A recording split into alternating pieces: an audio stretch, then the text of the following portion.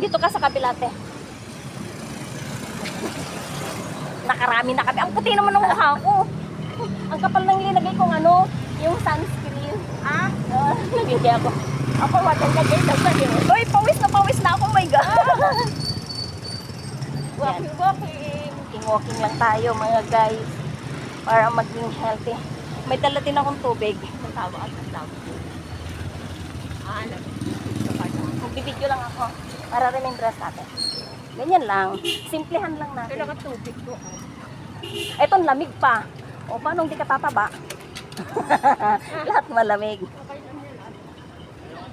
Ito yung entrance. Wala naman eh. Wala naman eh.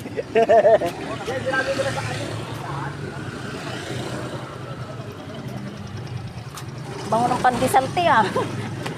Anong klaseng exercise to? Ayan. So may malaking puno dyan. Tingnan nyo sa Ate Rod. Ate Rod. Ay. Ito mo yung bakit, di ba? Bayan? Ayan mo, bahay kita. Guys, merong ano dyan, oh. Tawag na ito. Tree house. Ang cute! Ito bahay. Yung nagkapansin yan. Kung ano-ano na nakikita namin, pawis na ako, guys, oh. Ikot-ikot lang kami kasi hindi kami pwede sa loob dahil ni-renovate.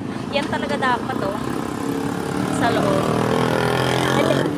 Hindi pa kami makapasok kasi ni-renovate pa, maganda sana diyan. Kaya dito na lang muna kami nag-iikot-ikot. Oh, no? Meron siyang mga upuan sa loob, yung parang plaza lang. Malapit lang dito. Yan, ikot-ikot tayo, no? Yan, may mga puno, lalaki. Woohoo!